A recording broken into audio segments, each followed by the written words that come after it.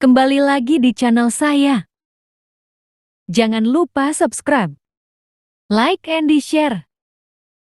Indonesia muhasabah itu sudah jadi perilaku ya, karena dulu orang tua saya, guru-guru saya kalau ngandani itu, bayangkan kalau kamu jadi dia.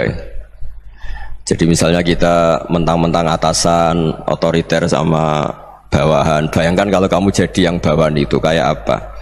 Laukun tamakanah, kalau orang Arab bilang, bayangkan kalau kamu di posisi dia.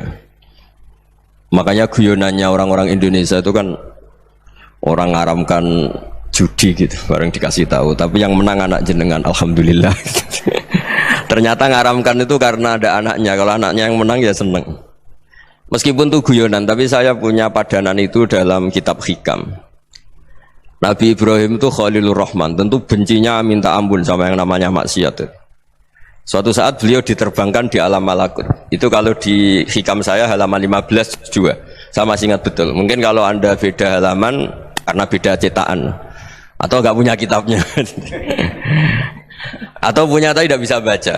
Nah itu jadi berbagai kemungkinan. Atau punya tidak bisa baca tapi dianggap jimat, atau digo pencitraan. Banyak itu kaji-kaji tidak bisa baca kitab tapi di ruang tamunya kitabnya besar-besar. Pencitraan itu, tapi ya bagus lah, nggak apa-apa untuk syiar. Setelah diterbangkan di alam malakut, diperlihatkan sama Allah, ada orang pezina, ada orang syaribul khomri, ada orang mabuk, ada orang macam-macam. Allah tanya sama Nabi Ibrahim, bagaimana pendapat kamu Ibrahim tentang mereka yang maksiat? Kata Nabi Ibrahim, ya Allah, habisi saja mereka, mereka hidup di bumi engkau, makan rezeki engkau, kemudian mereka tidak taat sama engkau.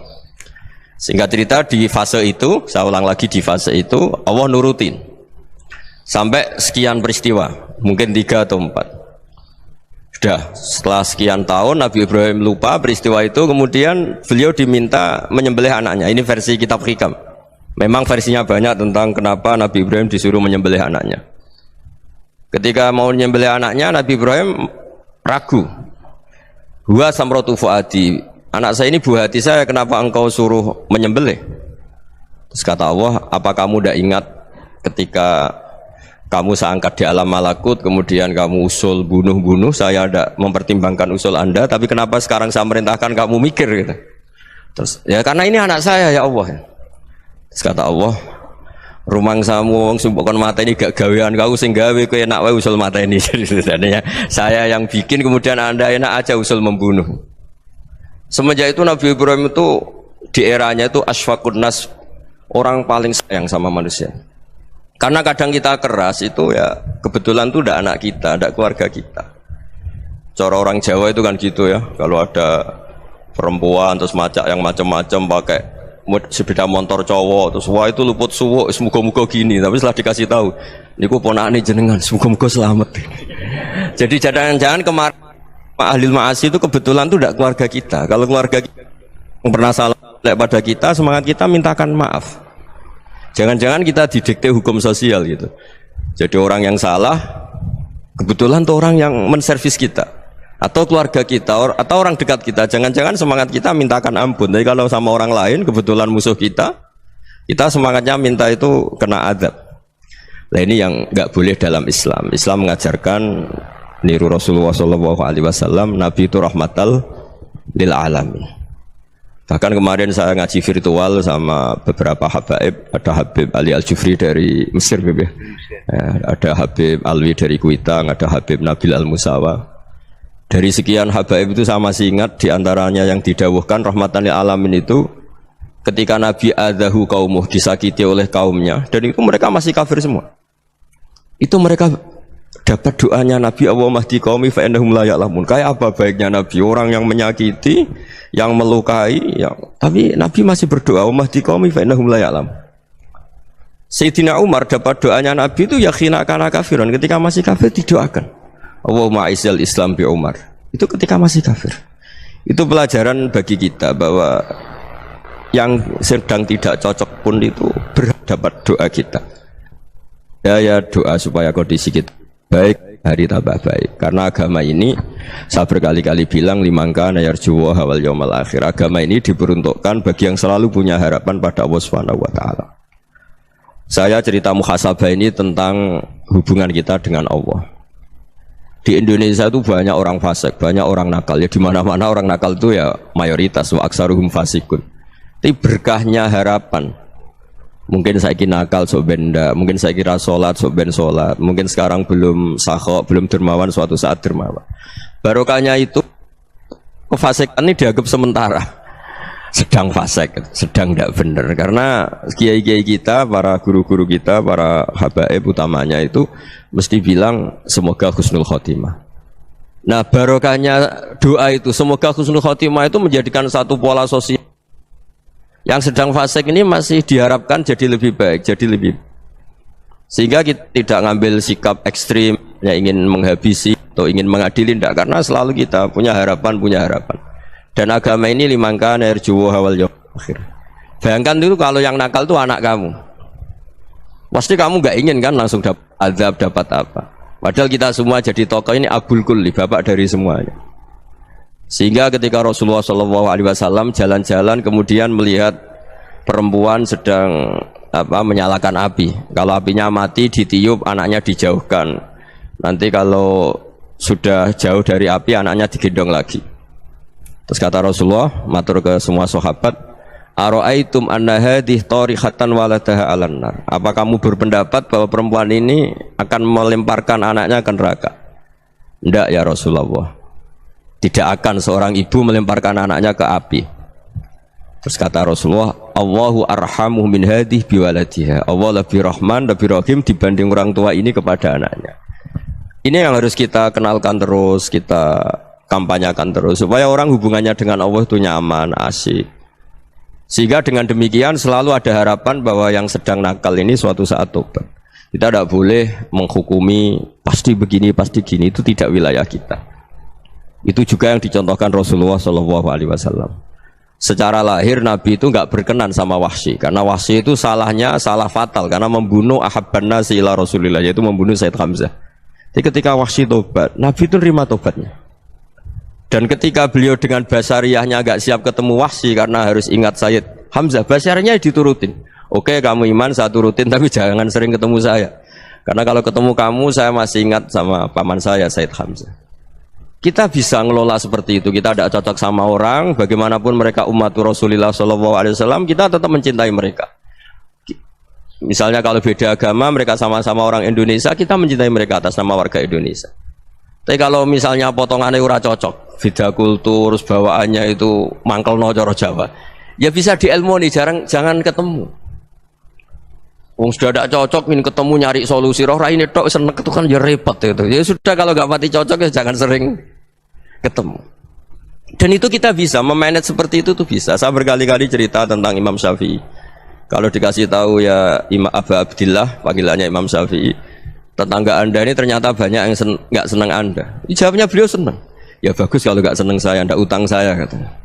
Jadi gara-gara sampean seneng aku ngatur aku ini kan. Dan mungkin sampean rasa seneng kan ya enak. Jadi hidup itu dianggap happy. Kalau seneng ya teman silaturahim, kalau nggak seneng ya nggak bakal utang gitu kan. Baru kaya seneng itu nggak ganggu gitu. Jadi dulu itu orang bisa ngelola seneng nggak seneng itu bisa.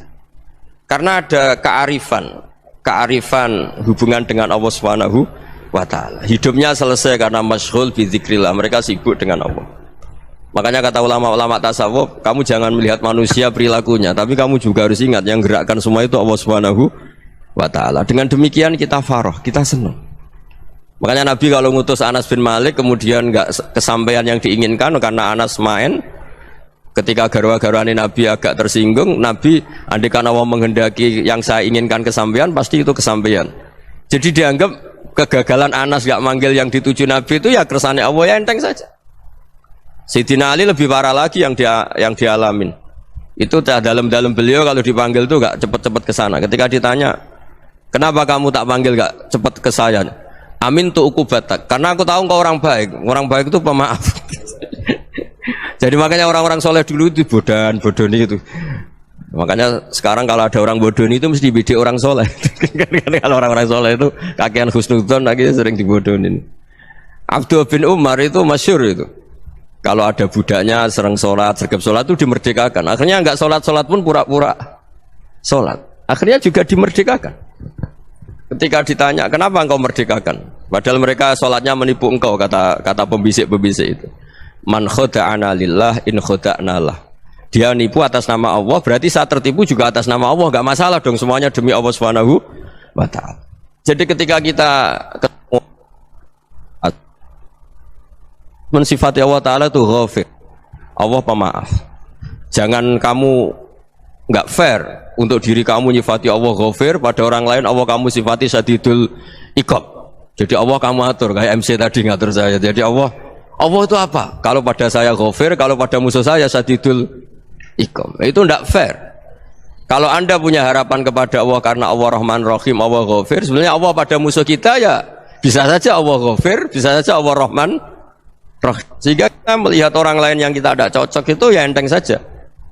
Itu min ummati Rasulillah sing tanaluhu syafa'atuh, tanaluhu sa'atu rahmati, tanaluhu fair. Jangan dengan kita kayak mesti dapat rahmat, jangan orang lain kayak Allah pasti syadidul iqab. Itu tidak boleh. Sehingga ketika ada orang Badui, singkat cerita orang Badui ini kencing di masjid, semua sahabat membentak dia. Yang enggak bentak hanya Nabi tok. Saking mangkelnya orang ini karena semua sahabat bentak kecuali Nabi. Setelah dibenarin Nabi, terus Nabi nyuruh sobu ali dhanuban min ma'in. Setelah disucikan masjid itu, dia berdoa keras sekali. Allahumma arhamni wa Muhammadan wa la tarham ma'ana ahadan. Ya Allah, yang berhak dapat rahmatmu hanya saya dan Nabi Muhammad, yang lainnya jangan.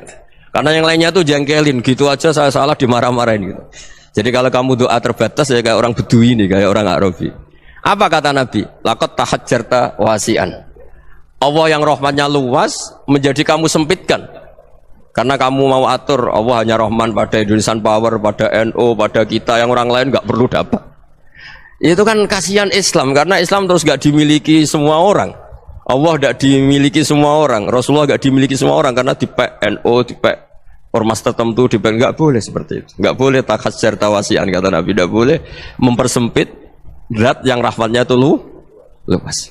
Ini semoga etika ini kita pakai di Indonesia. Yang sedang fase kita harapkan lebih baik, yang sedang nggak dapat hidayah kita doakan dapat apa? Hidayah.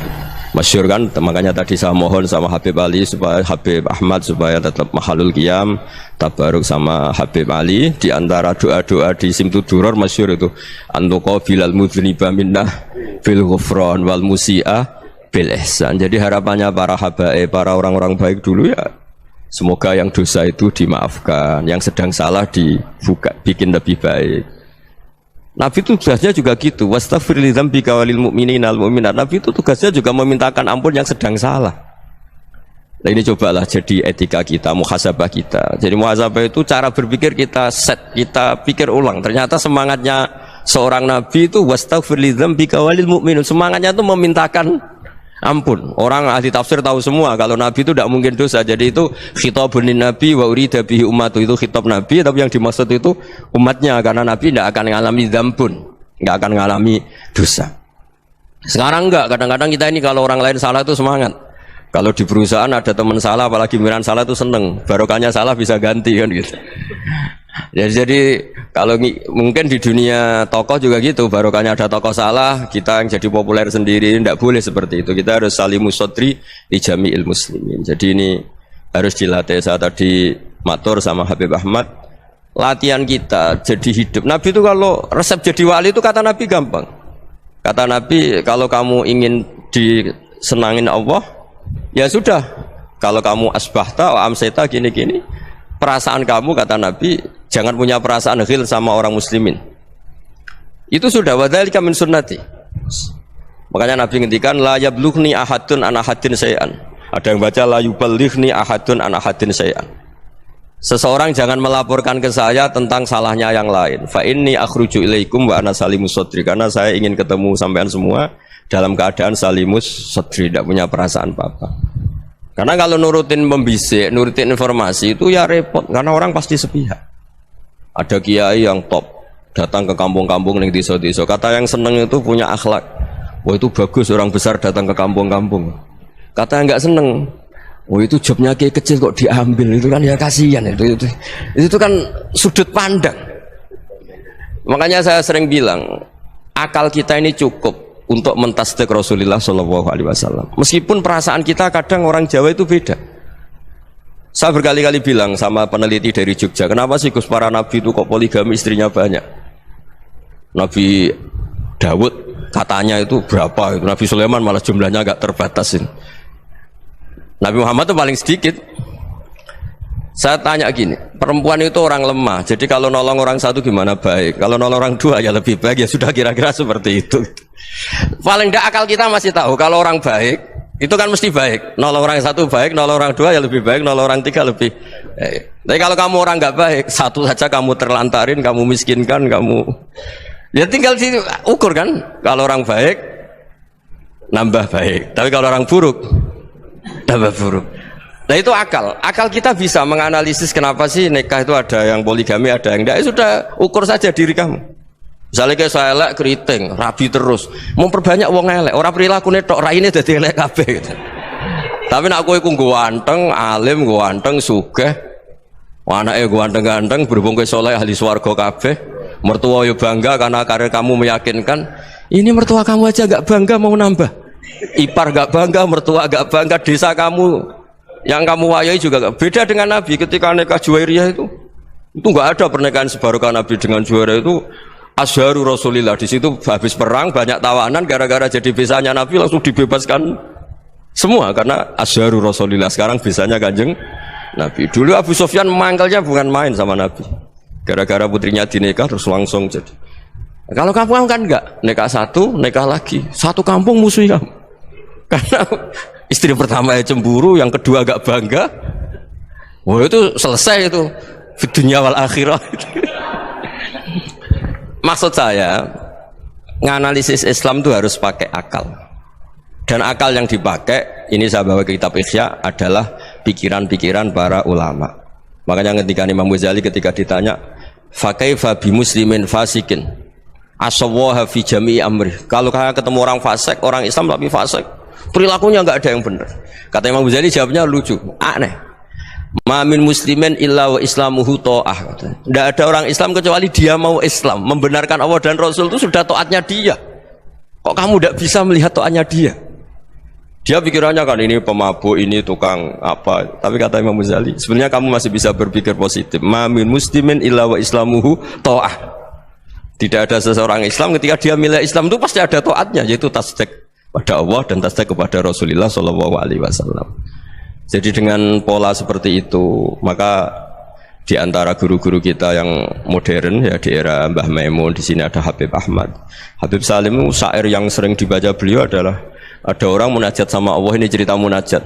Itu orang itu ngendikan gini, ana muznibun, ana mukhtiun, ana asi, huwa rahimun, huwa ghafirun, huwa afi.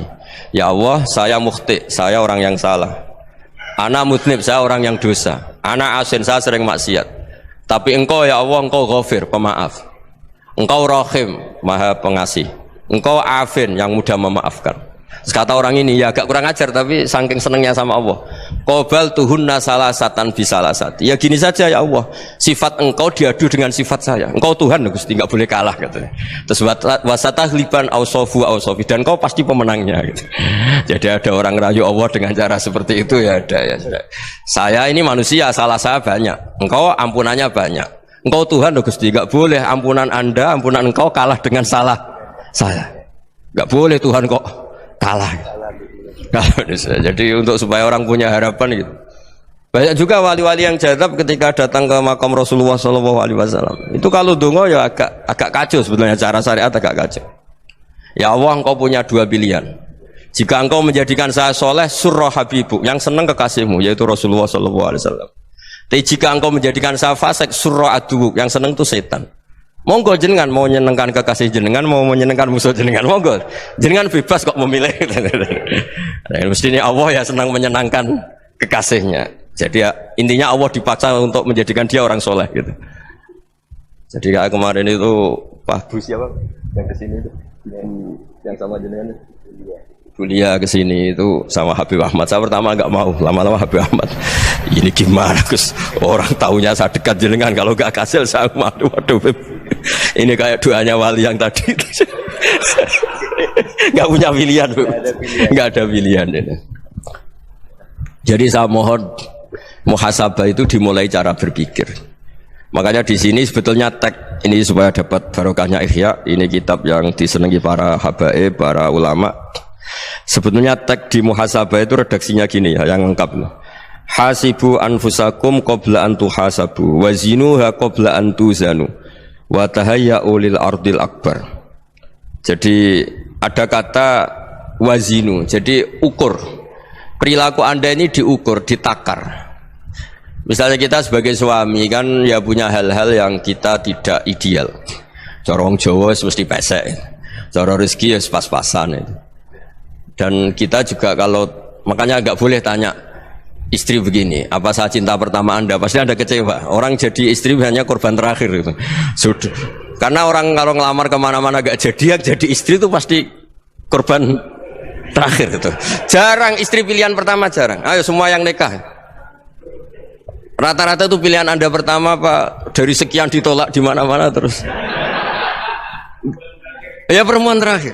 Kamu juga korban terakhir gitu. Itu wali-wali dulu kalau ngandani kita itu sederhana. Antal ini masyhur diceritakan Habib Zain bin Sumit dalam kitab Al-Manhajus Sawi. Anta lam tajid min nafsika kullama turid.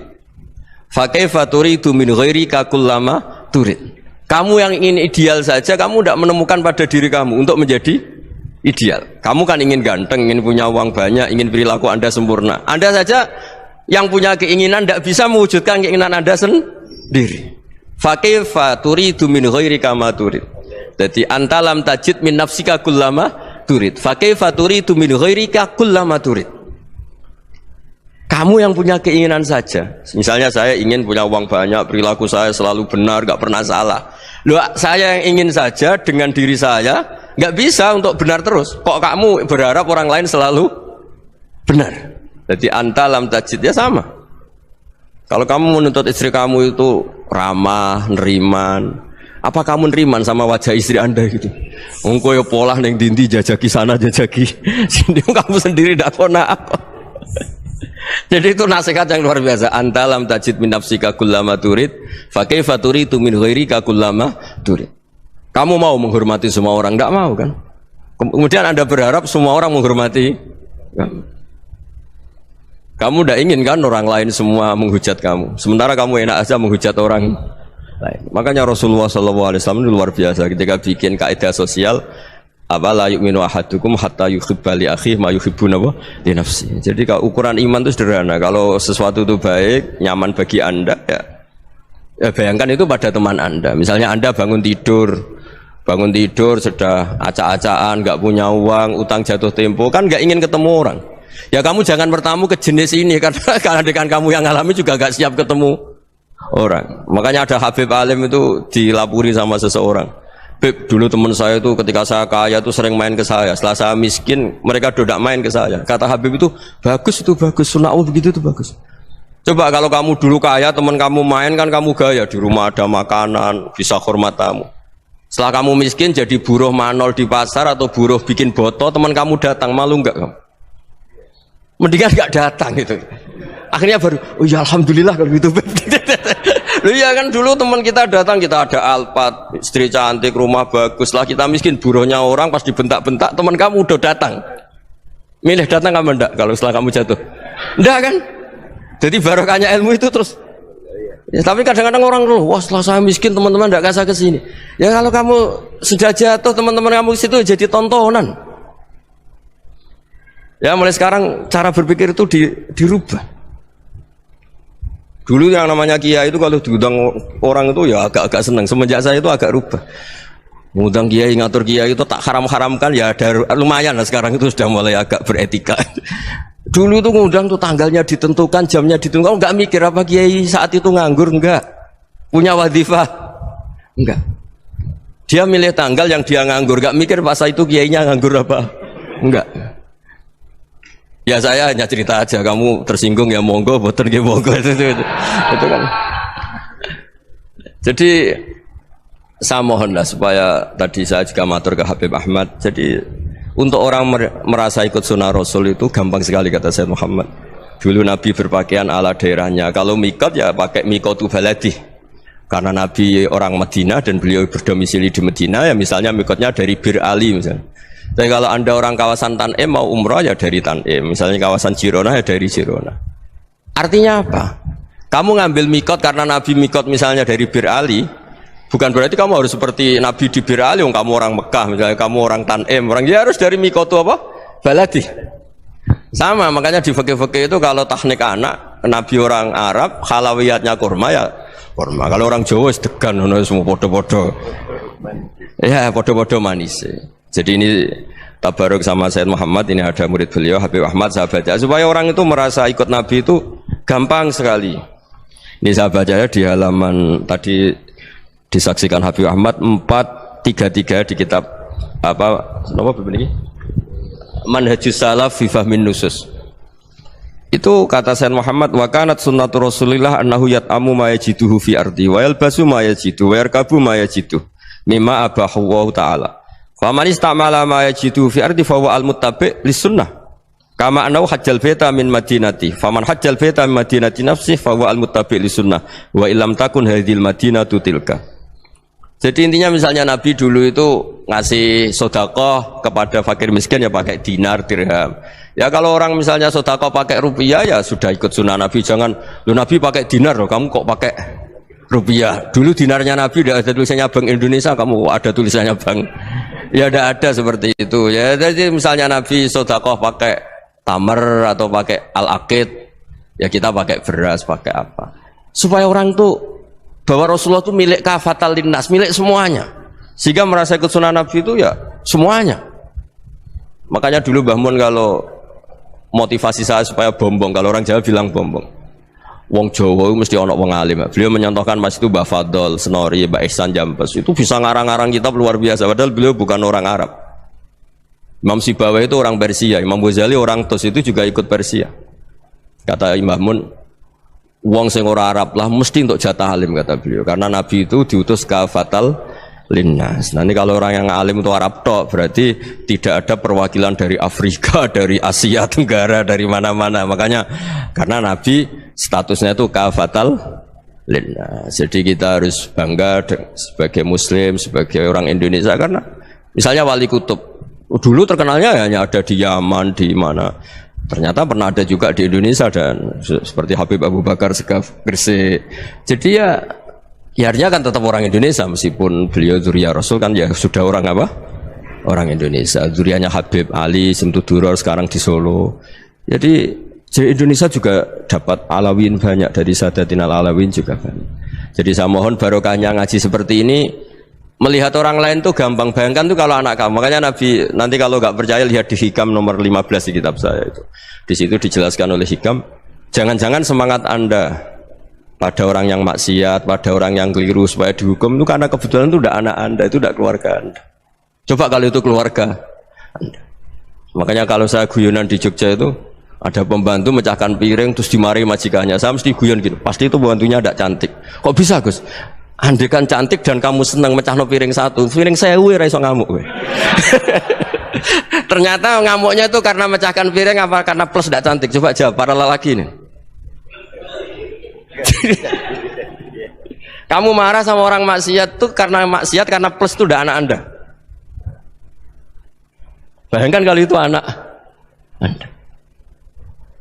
Itu hebatnya Rasulullah SAW, karena kita yang salah pun kadung umatnya, Nabi tetap ngasih fasilitas syafaati li ahlil kabair min ummati. Kayak apa baiknya Nabi? Tidak ikut maksiat tapi ikut fasilitasi ngasih syafaat. Loh kalau li ahlil ibadah kan wajar, Nabi ketika ini syafaati li ahlil kabair min ummati. Ya karena tadi logika yang dibangun Rasulullah itu logika yang luar biasa. Kita semangat orang lain kena hukuman itu karena kita tidak punya ra'fah, tidak punya rahmah. Coba kalau Rasulullah yang bil mukminina raufur rahim, semangatnya itu mendoakan supaya tobat, mendoakan diampuni. Dan itu juga yang diperintahkan oleh Allah Subhanahu wa taala, wastaghfir li dzambika walil mu'minina wal mu'minat. Ya semoga barokahnya ngaji ini, barokahnya Habib Ahmad, barokahnya Maulid Simtuduror, barokahnya semua kitab madaih tiba berjanji semuanya, barokahnya Ikhya, barokahnya Said Muhammad, barokahnya guru kita semua, Mbah Maimun, bapak saya. Kita ini ngikuti manhaj, ya, ngikuti apa? Manhaj. Saya sering didawi Mbah Mun, kenapa ihdinas siratal mustaqim bukan siratoka? bukan jalan engkau ya Allah. Karena Allah itu nggak bisa kamu tiru. Allah itu tidak tidur, tidak makan, tidak kesel, tidak capek.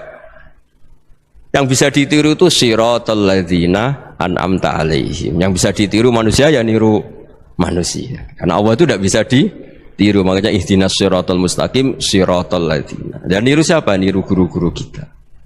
Termasuk niru cara pandang. Jadi misalnya ada orang awam di rumah itu hanya delok reng, delok tikus liwat, itu kan kayak nganggur. Kok ora tahajud malah mendelok reng. Melihatnya jangan gitu. Huwa tarokal ma'asiyah. Dia di rumahnya tidak dugem, tidak kemana-mana. Dia berarti malam itu tarkul ma'asi. Tidak nyopet, tidak garong, tidak ke tempat maksiat.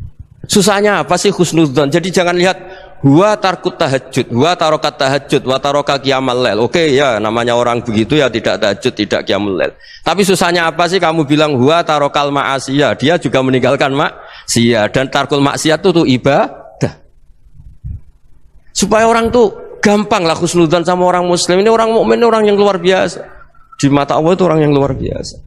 Kayak tadi Imam Ghazali, kalau saya ketemu orang muslim kemudian dia tidak pernah baik, gimana? Kata Imam Ghazali, ma min muslimin illa wa islamuhu ta'ah. Tidak ada orang Islam ketika dia mentasdihkan Allah dan Rasulullah, berarti dia juga punya taat. Ya ini latihan saja, sing iso nglakoni Habib Ahmad kula namung cerita mawon. Kula cerita secara akademik, saya punya kitab, saya baca dan alhamdulillah kita paham barokahnya para guru, dan supaya terbiasalah sebaik-baiknya ibadah husnudzonni billah wa husnudzonni bil mu'minin. Soal tidak cocok ya diilmoni tadi ya, namanya enggak cocok ya jangan sering ketemu. Seperti Rasulullah SAW, beliau karena sangat mencintai Sayyid Hamzah, ketemu orang yang pernah begitu sama Sayyid Hamzah, ya beliau secara basyariah tidak siap. Tapi beliau secara cara bahasa sekarang, secara profesional, kalau beliau seorang nabi dan harus menerima tobatnya siapapun ya diterima. Saya meskipun dengan A, B gak cocok karena dia begini-begini sama saya, tapi saya ingat dia sholat, dia baca sholawat, dia mencintai Rasulullah, ya kita hormat. Ya soal tidak cocok ya di manage tadi ya, zuruhiban tasdidhuban. Kalau tidak pati cocok ya jangan sering ketemu, bawaannya enak nanti. Jadi ya semuanya itu diilmoni lah. Makanya ngendikane Ma'ruf Al-Qurhi ada yang baca Al-Kharqi, mangqala fil yaumi salasa marrat aw marham ummata Muhammad kutiba minal abdal. Karena semangat mencintai siapapun satu hari sering baca marham ummata Muhammad, wa ma asli ummata Muhammad, wa ma tajawaz an ummati Muhammad, itu mesti kutiba minal abdal. Dia pasti termasuk wali abdal. Maksudnya semangat mencintai ya dilatih lah. Misalnya Indonesia Power atau PLN, andai kan tidak ada PLN tuh kayak apa? Orang nggak bisa ngaji, tidak bisa aktivitas, ya barokahnya ada PLN, barokahnya jasanya. Kita sadar, tidak semua kebaikan kita ini memenuhi keinginan orang banyak. Orang banyak ingin listrik, ingin saluran apa, dan itu kadang yang mewujudkan orang lain atau kelompok lain. Ya karena itu manfaat ke orang lain ya kita doakan, karena khairun nas anfa'uhum linnas. Sehingga kita terbiasalah ngakui orang lain. Seperti semangatnya Rasulullah SAW, semuanya itu didoakan, semuanya diinginkan kebaikannya. Bahkan Nabi gak putus asa sampai di akhirat. Ketika Nabi lain sudah putus asa karena sudah akhirat, sampai dimintai syafaat semuanya bilang nafsi nafsi, karena merasa semuanya nggak punya nyali di depan Allah, karena ini sudah akhirat, sudah finish. Tapi apa Rasulullah? Analah, ya udah saya sanggup mensyafaati kalian. Terus kata Nabi, fa'atiyal arsya, saya mendatangi aras, fa'akhiru lahu sajidan, saya sujud, wa ahmaduhu bimahamida allamaniha rabbi, kemudian saya tetap muji Allah dengan pujian yang terus menerus. Padahal sudah di akhirat, sudah finish. Nabi dimintai syafaat masih sanggup, karena Nabi tahu akhirat tidak bisa mendikte Allah, tidak bisa Allah terus bilang ya Allah ini akhirat, engkau sudah tidak boleh mensyafaat, tidak bisa. Allah tidak bisa diganggu akhirat, Allah tidak boleh dibatalkan rahmannya oleh akhirat. Allah tetap Rahman Rahim abadal abad, dan Nabi tahu itu. Makanya kata para ulama, fa Muhammadun ahmadu min ghairihi. Jadi Nabi Muhammad namanya dua yang terkenal. Sebenarnya banyak yang terkenal dua, Muhammad sama Ahmad. Ketika Nabi punya nyali memuji Allah di akhirat atau sudah di akhirat, itu fa Muhammadun ahmadu min ghairihi. Ketika Nabi lain sudah tidak punya nyali muji Allah karena sudah akhirat, Nabi Muhammad tetap berani muji Allah di saat seperti itu. Makanya ahmadu di situ kata ulama itu af'al tafdil, fa Muhammadun ahmadu min ghairihi. Kanjeng Nabi lebih memuji Allah di saat yang Nabi lain sudah tidak punya nyali untuk muji Allah di saat itu. Makanya kata Nabi, fa akhiru lahu sajidan wa ahmadhu bimahamida allamaniha rabbi. Akhirnya setelah lama gitu terus Allah ngendikan ya Muhammad irfa' ra'sak wasal tu'tah wasfa' tusyaffa. Sudah Muhammad, angkat kepala kamu minta apa saya turutin, dan kalau kamu ingin mensyafaati umatmu saya beri hak apa? Syafaat. Nah, semoga semangat itu juga menjadikan kita munajat bahwa rahmat Allah tidak terbatas, harapan juga tidak terbatas. Mungkin yang sedang nakal ya kita katakan sedang, jangan terus kamu pastikan wah ini mesti suul khotimah, mesti tidak orang baik. Tidak, agama ini liman kana yarjuwaha wal yaumal akhir, selalu bagi yang punya harapan. Ya, mugi-mugi dapat barokah semua. Mantul dengan kata wassalamualaikum warahmatullahi wabarakatuh.